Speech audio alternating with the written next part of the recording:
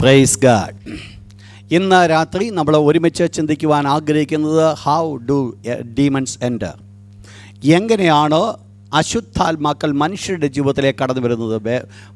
പേനയൊക്കെ ഒന്ന് എടുത്താട്ട്, പേപ്പറൊക്കെ ഒന്ന് എടുത്താട്ട്, കരങ്ങൾ ഉയർത്തി ഒരിക്കലും ഹല്ലേലൂയ പറഞ്ഞാട്ട്, ബുക്ക് കൊണ്ടുവന്ന ഒരു സന്തോഷത്തോടെ സ്തോത്രം പറഞ്ഞാട്ട്, മസ്റ്റായിട്ട് ബുക്ക് എടുത്തുകൊണ്ട് വരണം. ഒരു പേപ്പറും കൈ വേണം, പേനായും കയ്യിൽ വേണം. പേപ്പർ പോരാ, ഒരു ബുക്ക് തന്നെ വേണം. ഓക്കെ, ഹെഡിങ് നോട്ട് ചെയ്താട്ട്, ഹൗ ഡീമൺസ് എൻ്റർ മെൻ. എങ്ങനെയാണ് അശുദ്ധാത്മാക്കൾ മനുഷ്യരുടെ ജീവിതത്തിലേക്ക് കടന്നു വരുന്നത്? കഴിഞ്ഞ ദിവസം നമ്മൾ പഠിച്ച് നിർത്തിയതായിരിക്കുന്ന വിഷയത്തിൽ ഞാൻ ഒരു കാര്യം സൂചിപ്പിക്കുകയുണ്ടായി. ഒരു ദൈവ പൈതലിൻ്റെ ജീവിതത്തിൽ അശുദ്ധാത്മാവ് കടന്നു വരുവാൻ സാധ്യമല്ല. ലോക മനുഷ്യരുടെ ജീവിതത്തിലേക്കാണ് അശുദ്ധാത്മാക്കൾ കടന്നു വരുന്നത്. അശുദ്ധാത്മാവ് ഒരു മനുഷ്യനിൽ കടക്കാതെ അതിൻ്റെ പ്രവൃത്തി വെളിപ്പെടുത്തുവാനായിട്ട് സാധ്യമല്ല. കാരണം അശുദ്ധാത്മാവിന് സ്വയമായിട്ട് പ്രവർത്തനം വെളിപ്പെടുത്തുവാൻ സാധ്യമല്ലാത്തതുകൊണ്ട് അതിന് ഒരു മീഡിയ വളരെ ആവശ്യമാണ്. ഒന്നുകിൽ ഒരു ശരീരം, മറ്റെന്തെങ്കിലും ഏതെങ്കിലും ഒരു ഒപ്പേക്ക് അതിന് ആവശ്യമാണ്. ആ രീതിയിൽ കൂടെയാണ് അശുദ്ധാത്മാക്കൾ പ്രവർത്തിക്കുവാനായിട്ടിടയായിത്തീരുന്നത്.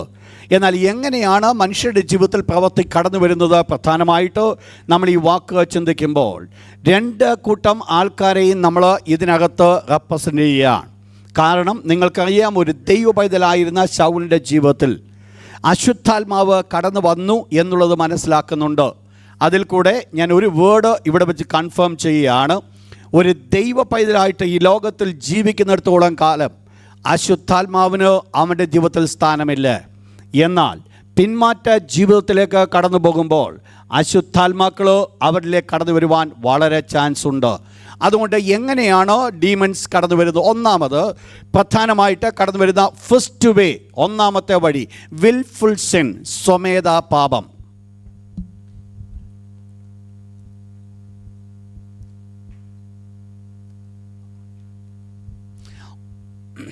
ഹല്ലേലൂയ. ഒന്നാമത്തേത് വിൽഫുൾ സിൻ, സ്വമേധ പാപം.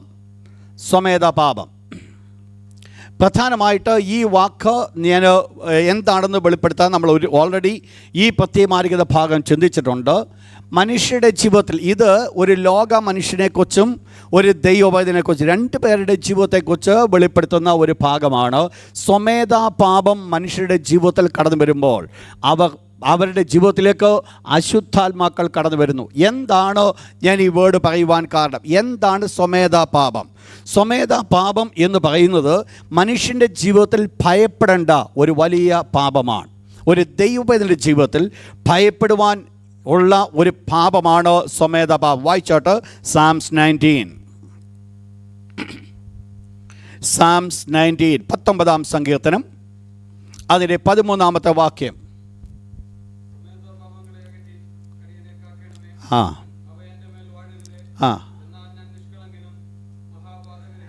ദാവീദ് പാപം ചെയ്തപ്പോൾ ദാവീദ് ദൈവത്തോട് പ്രാർത്ഥിക്കുന്ന ഒരു പ്രാർത്ഥനയാണിത്. സ്വമേധ പാപങ്ങളെ അകറ്റി അടിയനെ കാക്കണമേ, അവ എൻ്റെ മേൽ വാഴരുതേ, എന്നാൽ ഞാൻ നിഷ്കളങ്കനും മഹാപാതകരഹിതനുമായിരിക്കും. അപ്പോൾ ഒരു വ്യക്തി നിഷ്കളങ്കനായി ജീവിക്കണമെങ്കിൽ അവർക്ക് സ്വമേധ പാപങ്ങൾ അവരുടെ മേൽ വാഴുവാനിടയാകും. ശ്രദ്ധിക്കണം ആ വേർഡ്, സ്വമേധ പാപത്തിൻ്റെ പ്രത്യേകത. ആ പാപത്തിൻ്റെ പ്രത്യേകത അത് നമ്മളെ ഡൊമിനിയൻ ചെയ്യും, നമ്മളെ വാഴുന്ന ഒരു പാപമാണ് സ്വമേധ പാപം. സ്വമേധ പാപം എന്ന് പറഞ്ഞാൽ വിൽഫുൾ സിൻ എന്ന് പറഞ്ഞാൽ അത് പാപമാണെന്ന് വ്യക്തമായിട്ട് നമുക്കറിയാം. ആ പാപമാണെന്ന് അറിഞ്ഞിട്ടും ചെയ്യുന്ന പാപമാണ് സ്വമേധ പാപം എന്ന് പറയുന്നത്. ഒരു വാക്യത്തിലേക്ക് നിങ്ങളെ കൊണ്ടുപോകട്ടെ. റോമലേഖനം 6-ാം അധ്യായം, റോമലേഖനം 6-ാം അധ്യായം, അതിൻ്റെ 16-ാമത്തെ വാക്യം. Romans chapter 6 verse 16. റോമർ 6:16.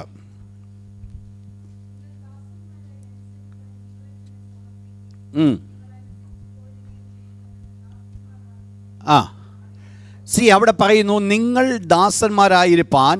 ശ്രദ്ധിച്ച് നിങ്ങൾ ആ ഭാഗങ്ങൾ വായിക്കണം. നിങ്ങൾ ദാസന്മാരായി അനുസരിപ്പാൻ നിങ്ങളെ തന്നെ സമർപ്പിക്കുകയും നിങ്ങൾ അനുസരിച്ച് പോരുകയും ചെയ്യുന്നവന് ദാസന്മാരെന്ന് നിങ്ങൾ തന്നെ അറിയുന്നില്ലയോ? അവിടെ താഴത്തെ വാക്യം പറയുന്നു, ഒന്നുകിൽ മരണത്തിനായി പാപത്തിൻ്റെ ദാസന്മാർ, അല്ലെങ്കിൽ നീതിക്കായി അനുസരണത്തിൻ്റെ ദാസന്മാർ. രണ്ട് കൂട്ടം ദാസന്മാരെ നമ്മൾ കാണുന്നു. ഒന്നുകിൽ പാപത്തിൻ്റെ ദാസൻ, അല്ലെങ്കിൽ അനുസരണത്തിൻ്റെ ദാസൻ, നീതിയുടെ ദാസൻ. മുകളിലൊന്ന് വായിച്ചോട്ട് അതിൻ്റെ 16 വാക്യം. സോറി,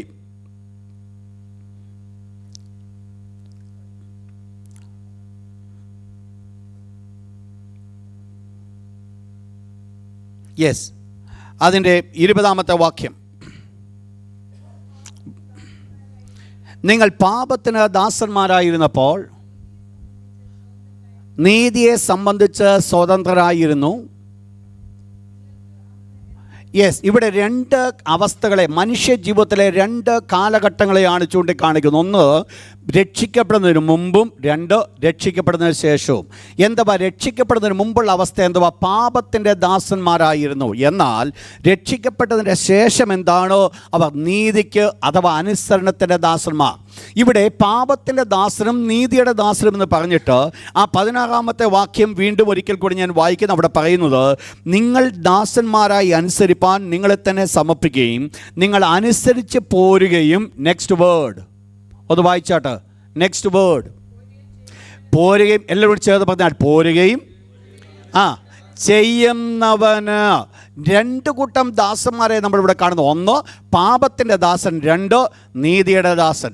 ഇവിടെ ദാസൻ എന്ന് പറയുമ്പോൾ നമ്മൾ മനസ്സിലാക്കണം, അതൊരു പാപ സ്വഭാവത്തെ ചൂണ്ടിക്കാണിക്കുന്നു.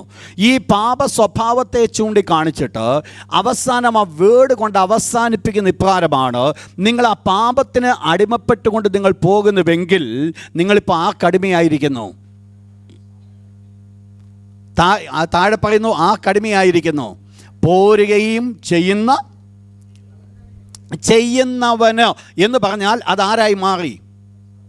അതൊരു പേഴ്സണാലിറ്റി ആയി മാറി. ആദ്യം തുടങ്ങുന്നത് ഏതല്ല തുടങ്ങിയത്? ഇറ്റ്സ് എ ഹാബിറ്റ്, ഒരു സ്വഭാവമായിരുന്നു.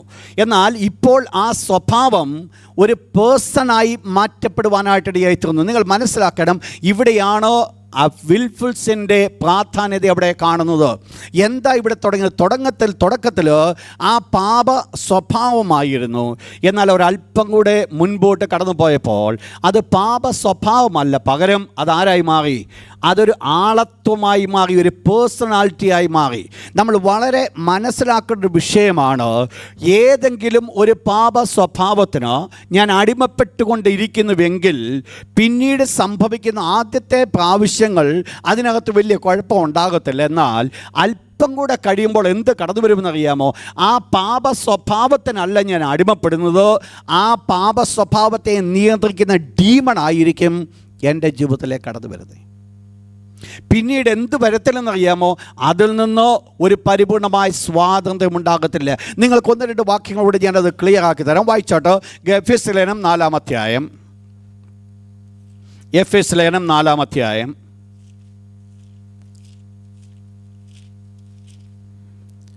അതിൻ്റെ 26-27 വാക്യം ഒന്ന് വായിച്ചാട്ട്. 26-27.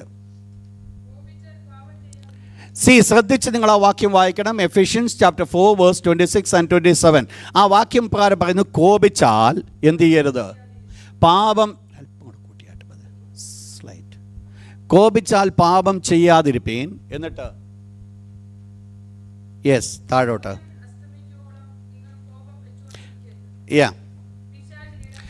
ആ വേർഡ് പറയുന്ന ഇപ്രകാരമാണ്: കോപിച്ചാൽ എന്ത് ചെയ്യാതിരിപ്പീൻ? പാപം ചെയ്യാതിരിപ്പീൻ. എന്നിട്ട് താഴത്തെ പിന്നെ പറയുന്ന വേർഡ്, നിങ്ങളുടെ കോപം എത്ര നേരം വെച്ചുകൊണ്ടിരിക്കരുത്? സൂര്യൻ അസ്തമിക്കുവോളവും വെച്ചുകൊണ്ടിരിക്കരുത്. എന്നിട്ട് അടുത്ത വേർഡ് പറയുന്നത് ഏതാ? പിശാചിന് ഇടം കൊടുക്കരുത്. അപ്പോൾ കോപിച്ചാൽ പാപം ചെയ്യാതിരിപ്പീൻ. അപ്പോൾ കോപിച്ചാൽ പാപം ചെയ്യാതി. കോപം, പാപത്തിനുള്ള കോപമുണ്ട്, പാപത്തിനല്ലാത്ത കോപമുണ്ട്. അറിയാമല്ലേ? പാപത്തിനുള്ള കോപമുണ്ട്, പാപത്തിനല്ലാത്ത കോപമുണ്ട്. അതറിയാം? ഏതാ പാപത്തിനുള്ള കോപം, പാപത്തിനല്ലാത്ത കോപം? ഏതാ?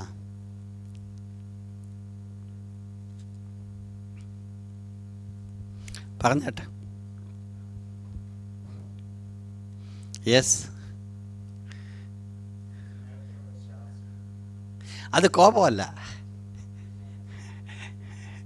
യെസ്, ഫിനെഹാസ് ആ വാശിയോടുകൂടെ എരിവോടുകൂടെ പ്രവർത്തിച്ചു. അതെന്തായി മാറി? അതൊരു അനുഗ്രഹമായി. കർത്താവായ യേശു ക്രിസ്തു, വേദപുസ്തകം പറയുന്നു, ഈ യേശു ക്രിസ്തു ദേവാലയത്തിലേക്ക് കടന്നു വരുമ്പോൾ അവിടെ ഈ കച്ചവടം നടക്കുന്ന കണ്ടപ്പോൾ യേശു ക്രിസ്തു എന്ത് ചെയ്തു? യേശു ക്രിസ്തു കോപിച്ചിട്ട് യേശു എന്ത് ചെയ്തു? എല്ലാം ചമ്മട്ടി കൊണ്ട് അടിച്ച് ദൂരെ കളഞ്ഞു. അതുപോലെ പാപമായിരുന്നോ? പിന്നീട് എന്തായിരുന്നു അത്? പാപം. അത് എന്ത് കോപമായിരുന്നു അത്? ദൈവഹിതപ്രകാരമുള്ളൊരു കോപം. എന്നിട്ട് നാളെ വീട്ടിൽ ചെന്നിട്ട് കോപിച്ചിട്ട് പറയരുത്, ഞാൻ ദൈവഹിതപ്രകാരമാണ് കോപിക്കുന്നു പറഞ്ഞേക്കരുത്. ഓക്കെ, എക്സ്ക്യൂസ് ഞാനിവിടെ തരികയല്ല. ഞാനിവിടെ പറഞ്ഞു വന്നത്, ദൈവ വിഷയത്തിന് വേണ്ടി ആ ഒരു എരിവിൽ കൂടെ കടന്നു വരുന്ന പ്രവർത്തനം കോപമാകാൻ പറ്റും. പക്ഷേ അതൊരിക്കലും ഏതല്ല, മാനുഷികമായിരിക്കുന്ന കോപ സ്വഭാവമല്ല. എന്നാൽ മാനുഷിക കോപം എന്ന് പറയുന്നത് വ്യക്തി താല്പര്യത്തിന് വേണ്ടി കോപിക്കുന്ന കോപങ്ങളാണ് മാനുഷിക കോപങ്ങൾ. എന്നാൽ ഈ മാനുഷിക കോപങ്ങൾ ജീവിതത്തിൽ വെളിപ്പെടുമ്പോൾ അതെന്തായി മാറ്റപ്പെടുവാൻ സാധിക്കും? ആ കോപം രാത്രി വരെ വെച്ചുകൊണ്ടിരിക്കുന്നുവെങ്കിൽ അതെന്തായി മാറ്റപ്പെടാം? അതൊരു അനുഗ്രഹത്തിന് പകരം അതൊരു ദോഷമായി തീരുവാൻ ചാൻസ് ഉണ്ട്. എന്നിട്ട് താഴെ വേർഡ് പറയുന്നു, പിശാചിന് എന്ത് കൊടുക്കരുത്? ഇടം കൊടുക്കരുത്. അപ്പോൾ ആ കോപത്തിൽ നാം കണ്ടിന്യൂ ചെയ്യുന്നുവെങ്കിൽ നാം ഇടം കൊടുക്കുന്നത് ആർക്കാണെന്നറിയാമോ? പിശാചിന്. അങ്ങനെയാണെങ്കിൽ പിശാച് ഏത് വകുപ്പിലുള്ള പിശാചായിരിക്കും കടന്നു വരുന്നത് അറിയാമോ? പുള്ളിയുടെ സ്വഭാവം കോപിക്കുക, കോപത്തിൻ്റെ പിശാച്. അപ്പോൾ കോപം ആക്ച്വലി അത് ആദ്യം എന്തായിരുന്നു? ഒരു സ്വഭാവമായിരുന്നു. പക്ഷെങ്കിൽ അതിന് അടിമപ്പെട്ടപ്പോൾ, വിൽഫുള്ളി അതിന് കീഴ്പ്പെട്ടപ്പോൾ, പിന്നീട് നമ്മൾ തന്നെ ഒരു ഓപ്പർച്യൂണിറ്റി കൊടുക്കുകയാണോ ഏതിന്? ഈ ദുഷ്ടപിശാചിന് അകത്ത് കടന്നു വരുവാനുള്ള സാഹചര്യം ഒരുക്കി കൊടുക്കുക. നിങ്ങൾ ഒരു വാക്യം കൂടെ ഞാൻ പഠിപ്പിച്ചാൽ പെട്ടെന്ന് നിങ്ങൾക്ക് ഈ വാക്യം മനസ്സിലാക്കാൻ സാധിക്കും. 1 ശമൂവേലിൻ്റെ പുസ്തകം 18-ാം അധ്യായം അതിൻ്റെ 10-ാമത്തെ വാക്യം. 1 ശമൂവേൽ 18:10. 1 ശമൂവേൽ chapter 18 verse 10.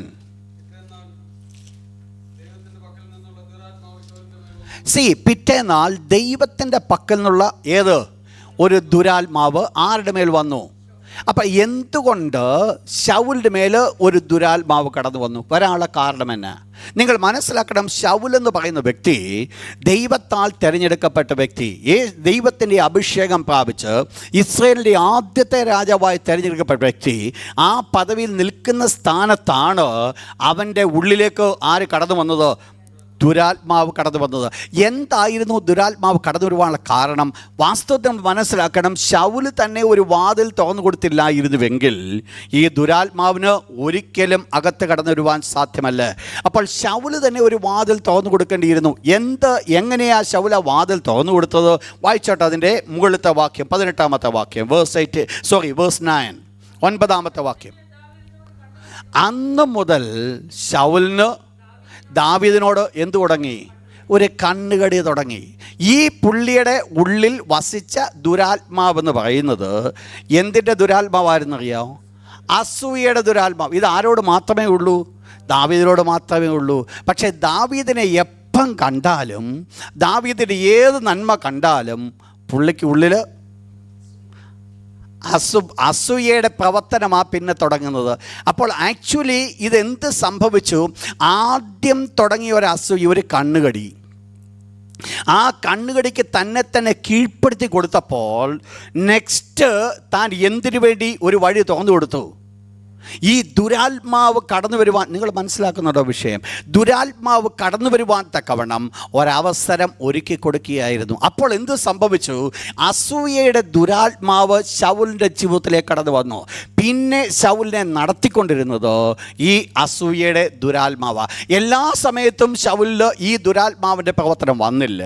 എന്നാൽ ഏതെല്ലാം സമയത്തിൽ ദാവീദിൻ്റെ അനുഗ്രഹിക്കപ്പെട്ട അവസ്ഥയെ കാണുമോ ആ സമയങ്ങളൊക്കെയും ദുരാത്മാവ് വ്യാപരിപ്പാനായിട്ട്, ദുരാത്മാവ് പ്രവർത്തിക്കുവാൻ കാരണമായി തീർന്നു.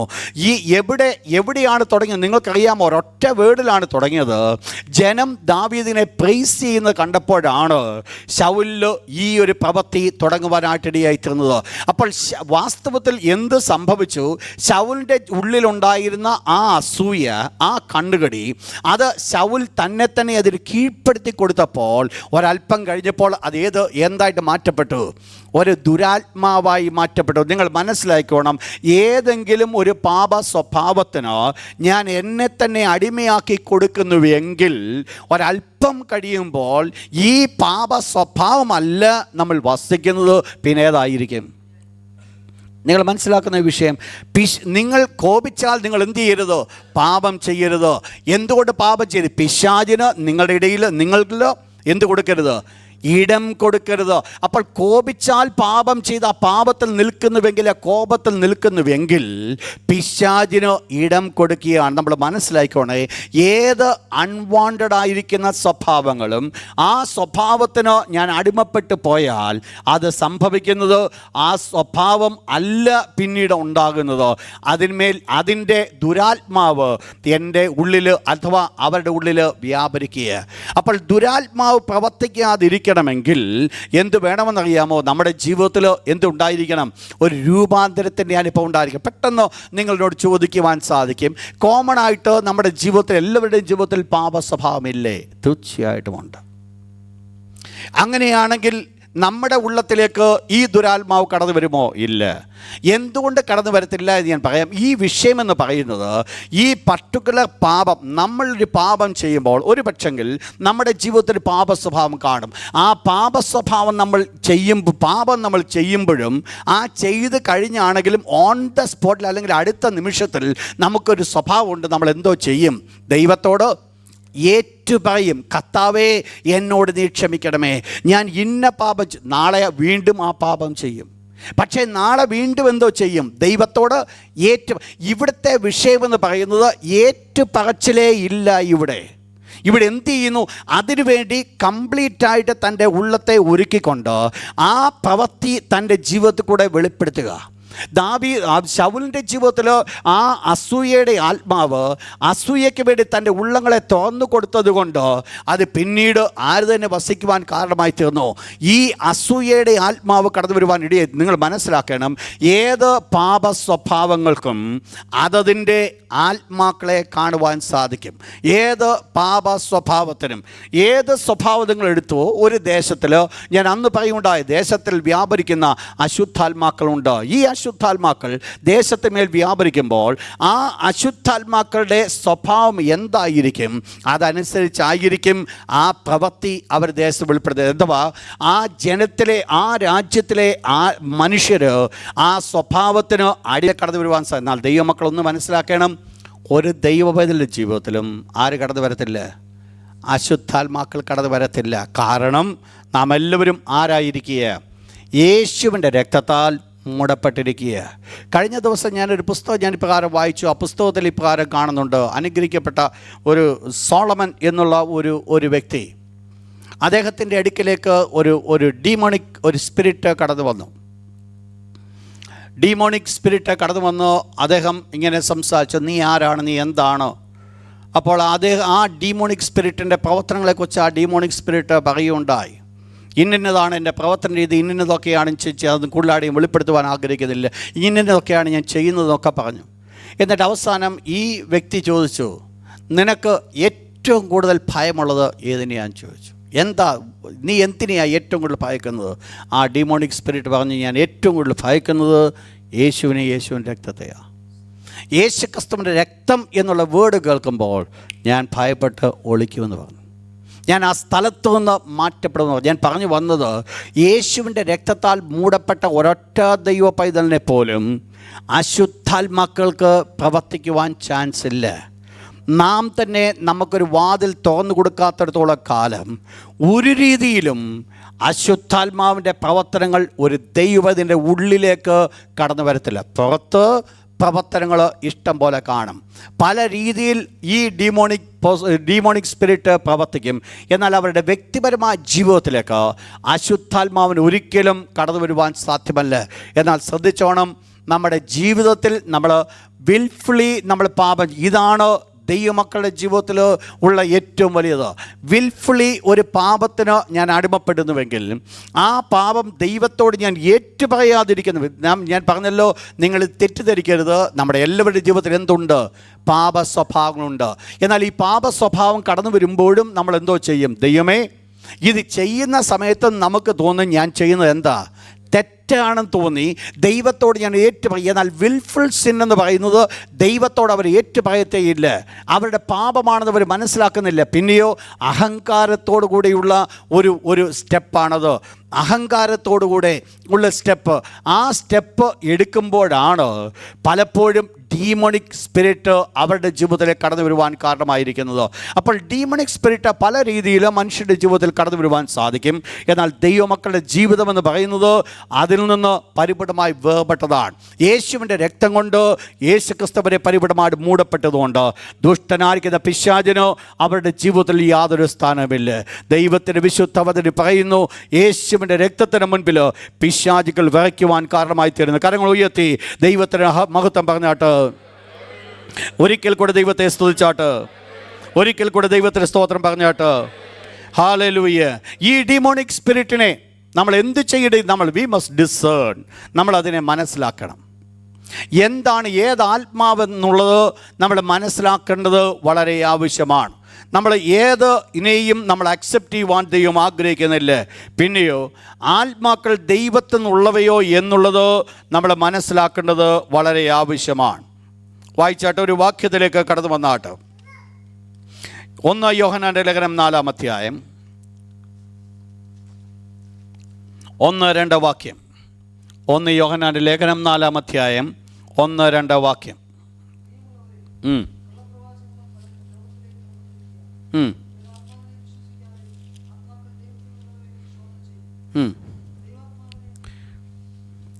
ഇവിടെ പറയുന്നു ഏത് ആത്മാക്കളും. അവിടെ മേളിലത്തെ വാക്യം പറയുന്നു, കള്ളപ്രവാചകന്മാർ പലരും ലോകത്തിലേക്ക് പുറപ്പെട്ടിരിക്കയാൽ. അപ്പോൾ നമ്മളായിരിക്കുന്ന സാഹചര്യം എന്ന് പറയുന്നത് എല്ലാം നല്ലത് മാത്രമല്ല, പിന്നെ ഏതുകൊണ്ട് കള്ളപ്രവാചകന്മാർ പലരും ലോകത്തിലേക്ക് പുറപ്പെട്ടിരിക്കുന്നു. അപ്പോൾ കള്ളപ്രവാചകന്മാരുണ്ട്. അതുകൊണ്ട് ദൈവത്തിൻ്റെ ദാസൻ പ്രകാരം പറഞ്ഞു, ഏത് ആത്മാക്കളെയും വിശ്വസിക്കാതെ എന്ത് വേണം?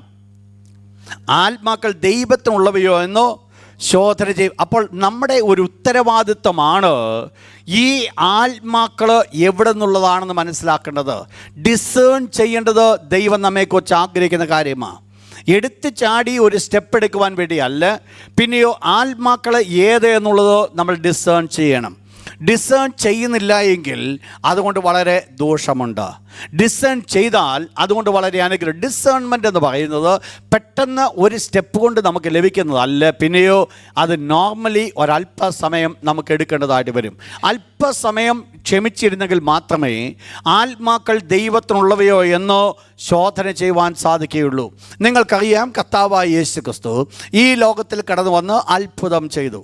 യേശുക്രിസ്തു വീര്യപ്രവൃത്തി ചെയ്തു. ഈ വീര്യപ്രവൃത്തി ചെയ്തപ്പോൾ ഈ കണ്ടതായിരിക്കുന്ന പരീശന്മാരും ശാസ്ത്രിമാരും യേശുവിനെ നോക്കി ഇപ്രകാരം പറഞ്ഞു, ഇവൻ ഏതുകൊണ്ടാണ് ചെയ്യുന്നത്?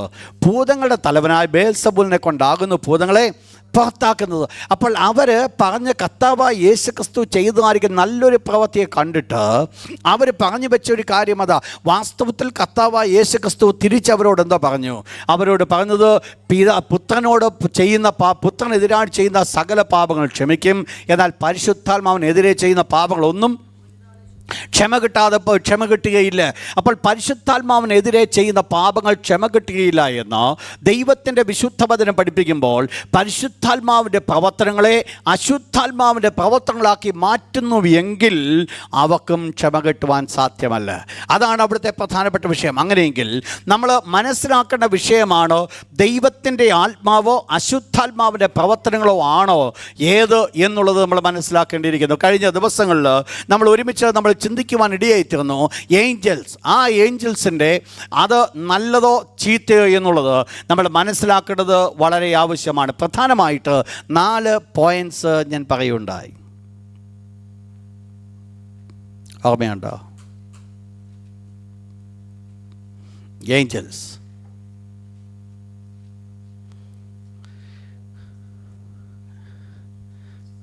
യെസ്.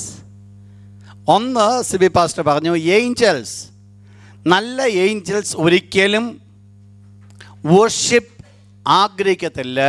അവർ ഓൺ ദ സ്പോട്ടിൽ എന്തോ പറയും? ദൈവത്തെ ആരാധിക്കുവാൻ പറയും. 2,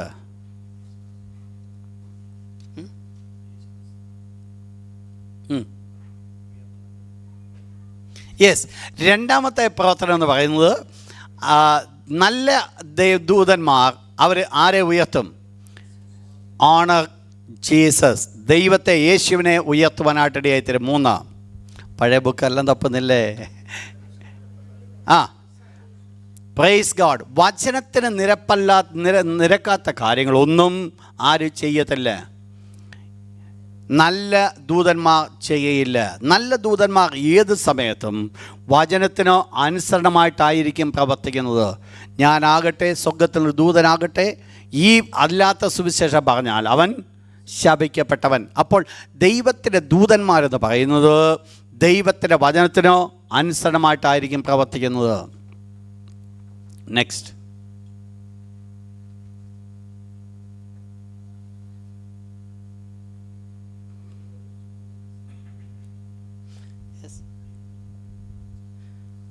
ഓക്കെ.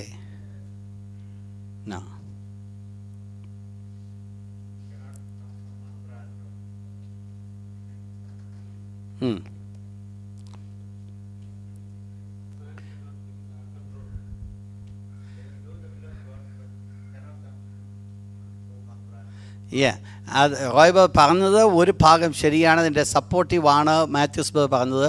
നമ്മൾ അന്ന് ചിന്തിക്കുവാനിടയായിട്ടുന്നത് നല്ല ദൂതന്മാരെ മനുഷ്യരുടെ കൺട്രോളിലല്ല പ്രവർത്തിക്കുന്നത്.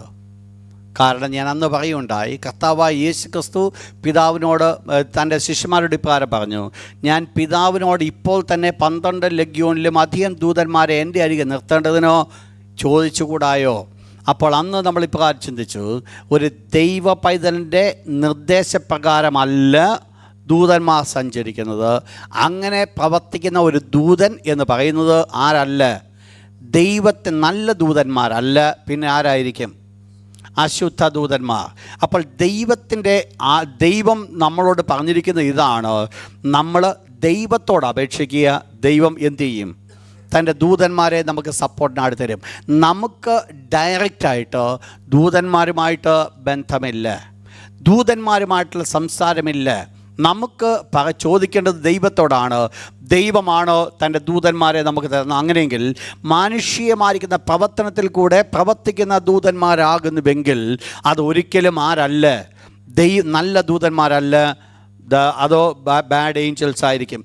എന്ന് പറഞ്ഞ പോലെ തന്നെ ഡീമോണിക് ൻ്റെയും നമുക്ക് ഇതേ രീതിയിലാണ് നമുക്ക് മനസ്സിലാക്കുവാൻ സാധിക്കുന്നത്. ഈ ഡീമോണിക് സ്പിരിറ്റിനെ നമ്മൾ ഡിസേൺ ചെയ്ത് നമ്മൾ മനസ്സിലാക്കണം. അതിൻ്റെ മൂവ്മെൻറ്റ്സ്, അതിൻ്റെ പ്രവർത്തനങ്ങൾ എല്ലാം നമ്മൾ മനസ്സിലാക്കേണ്ടത് വളരെ ആവശ്യമാണ്. ഈ പ്രത്യേകമായിരിക്കും നല്ല ഏഞ്ചൽസിനെ നമ്മൾ മനസ്സിലാക്കിയതുപോലെ തന്നെ ഈ ഡീമൺസിനെയും നമുക്ക് ഐഡൻറ്റിഫൈ ചെയ്യുവാൻ സാധിക്കും. ഏത് ഡീമൺസും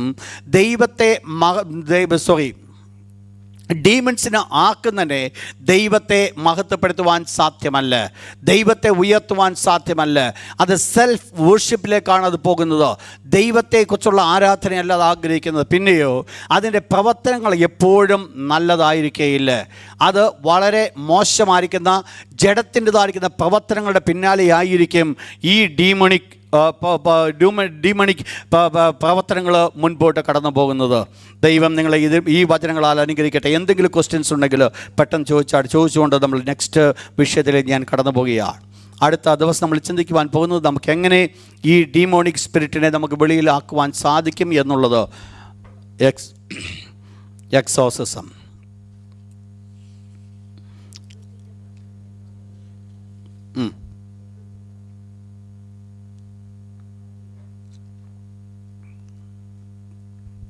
ദൈവത്തിൻ്റെ പക്കൽ നിന്ന് ഒരു ദുരാത്മാവ് ശൗലിൻ്റെ മേൽ കടന്നു വന്നു എന്ന് വേദപുസ്തകം പഠിപ്പിക്കുമ്പോൾ ആക്ച്വലി അതിൻ്റെ അർത്ഥം ദൈവം അയച്ചു എന്നുള്ളതല്ല.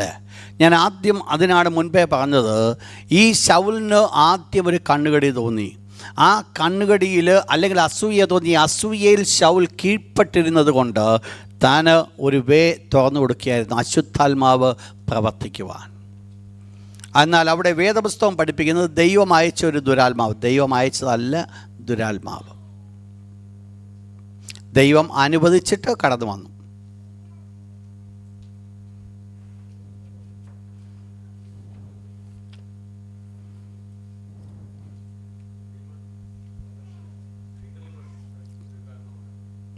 പ്രധാന കാരണമാണ്.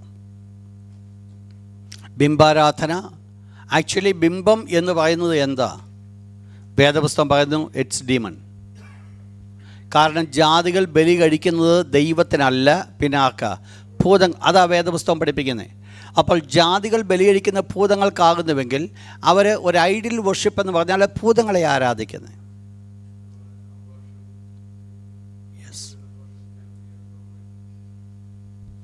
അത് തെറ്റായ രീതിയിൽ അത് പ്രയോഗിക്കുമ്പോൾ ഞാൻ അതുകൊണ്ട് ആ ലാസ്റ്റ് വേർഡ് ഞാൻ വ്യാഖ്യാനിക്കാൻ അതുകൊണ്ടാണ് മെയിൻലി സെക്ഷുവൽ സിന്നിലെ കൂട്ടത്തിൽ കടന്നു വരുന്ന സ്വഭാവങ്ങളാണ് ആ പറയപ്പെടുന്ന മുഴുവൻ. അത് പലപ്പോഴും ഡീമോണിക് അറ്റാക്കിൽ ഉൾപ്പെടുന്നതായിട്ട് കാണുവാൻ സാധിക്കും.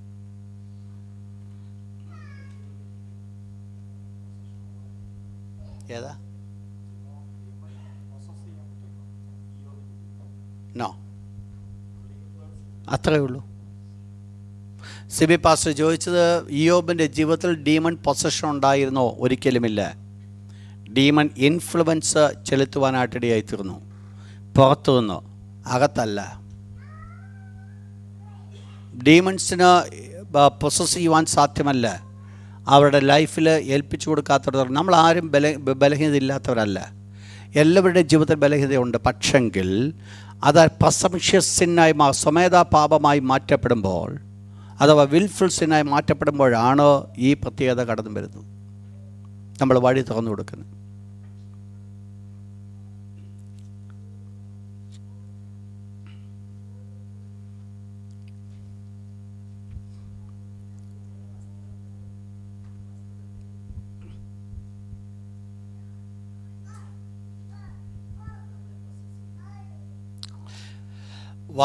വെറും വസ്ത്രത്തിൽ ഒരു പടമാണെങ്കിൽ അതിനകത്ത് കുഴപ്പങ്ങളൊന്നുമില്ല. പക്ഷേ അതിൻ്റെ ബാക്ക്ഗ്രൗണ്ട് പലപ്പോഴും നമ്മൾ മനസ്സിലാക്കണം. കഴിഞ്ഞ എനിക്ക് ചില നാളുകൾക്ക് മുമ്പ്, ഇറ്റ്സ് അറൗണ്ട് 5 months ബാക്ക്, എനിക്ക് ഔട്ട്സൈഡ് ഓവർസീസ് എനിക്കൊരു കോള് കിട്ടി. ആ കോള് കിട്ടിയത് ആ വ്യക്തിയുടെ ശരീരത്തിൽ ഒരു പ്രത്യേക മാരക ഡിസീസ് ഭയങ്കരമായിട്ട് ചൊറഞ്ഞുകൊണ്ടിരിക്കുക. എന്താ ഇതിൻ്റെ കാരണമെന്നുള്ള ഒരു പിടിയില്ല. എന്താണെന്ന് അറിയത്തില്ല. പല ഡോക്ടേഴ്സ് അടുത്ത് കടന്നുപോയി, ഒരു ട്രീറ്റ്മെൻറ്റ് ഇതിനകത്തില്ല. അവസാനം വളരെ നല്ലൊരു ദൈവബദലായിരുന്നു. പ്രാർത്ഥിക്കുവാൻ തുടങ്ങി. പ്രാർത്ഥിച്ച് ദീർഘ ദിവസങ്ങൾ പ്രാർത്ഥിച്ച്, ദൈവമേ എന്തുകൊണ്ടാണ് എൻ്റെ ജീവിതത്തിൽ ഇങ്ങനെയൊരു അവസ്ഥ, ഈ രോഗം കടന്നു വന്നത്? ദീർഘ ദിവസങ്ങൾ പ്രാർത്ഥിച്ചുകൊണ്ടിരുന്നപ്പോൾ ഒരു ദിവസം അദ്ദേഹത്തിന് തൻ്റെ ഷോക്കേസിൽ ഇരുന്ന ഒരു പർട്ടിക്കുലർ കാര്യത്തെ തന്നെ മുമ്പിൽ കൊണ്ടുവന്നു. പ്രാർത്ഥിക്കുന്ന മറ്റൊരു റൂമിലിരുന്ന ഒരു പർട്ടിക്കുലർ തിങ് മുൻപിൽ കൊണ്ടുവന്നു. വാസ്തവത്തിൽ ഈ അറബി ദേശത്തുള്ള ഒരു പ്രത്യേകമായിരിക്കുന്ന സാധനമാണ്, ഒരു ജസ്റ്റ് ഷോക്കേസ് വസ്തുവാണ്. പക്ഷെങ്കിൽ ഇത് ആ ഷോക്കേസിൽ വെച്ചിട്ടുണ്ട്. പെട്ടെന്ന് ഇത് തൻ്റെ മുമ്പിൽ കൊണ്ടുവന്നിട്ട് ഒരു ഡീമോണിക് പവറായിട്ട് അതങ്ങ് മാറ്റപ്പെട്ടു. അപ്പോഴത്തേന് ഈ പുള്ളിക്ക് മനസ്സിലായി തൻ്റെ വീട്ടിൽ വ്യാപരിച്ചു കൊണ്ടിരുന്ന അശുദ്ധാത്മാവ് ഇതാണെന്ന് മനസ്സിലായി. എന്നെ വിളിച്ച് ചോദിച്ചു, എന്താ പാസ്റ്ററെ, എന്താ വേണ്ടത്, എങ്ങനെയാണ് ഇത്, എന്താ ഇത് വിഷയം? അന്നേരം ഞാൻ മനസ്സിലാക്കി, ഇതിൻ്റെ പിന്നിൽ വ്യാപരിച്ചു കൊണ്ടിരുന്ന നല്ല ഒരു വ്യക്തി വെറുതെ കൊടുത്ത ഒരു ഷോക്കേസ് പീസായത്. വെറുതെ കൊടുത്തതാ ഒരു ഷോക്കേസ് പീസ്. അവിടെ വിസിറ്റ് ചെയ്തപ്പോൾ കൊടുത്തതാ. പക്ഷെങ്കിൽ ഞാൻ പറഞ്ഞു, കുഞ്ഞെ ഒരു കാര്യം ചെയ്യുക, അതുപോലെ പ്രാർത്ഥിച്ച് വലിച്ചെറിഞ്ഞ് കളയാൻ പറഞ്ഞു. അത് വലിച്ചെറിഞ്ഞ് കളഞ്ഞു. തൻ്റെ അസുഖം പൂർണ്ണമായിട്ട് മാറി. സംഭവം എന്ന് പറയുന്നത് ഈ ദേശത്ത് ഉള്ളതായിരിക്കുന്ന ഒരു ഷോക്കേസ് ഐറ്റം. പുറത്തൊരാൾ കാണുമ്പോൾ അതേ കാണുന്നുള്ളൂ. അദ്ദേഹം ഒരു ദൈവപൈതലായിരുന്നത് കൊണ്ട്, ഇതിനു വേണ്ടി കണ്ണുനീരോടുകൂടെ പ്രാർത്ഥിച്ചത് കൊണ്ട് ഈ വിഷയം മനസ്സിലാക്കി. അല്ലായിരുന്നുവെങ്കിൽ അതവിടെ കിടന്നേനെ. നമ്മളറിയത്തില്ല എവിടുന്ന ഈ സാമഗ്രികളൊക്കെ കടന്നു വരുന്നത്.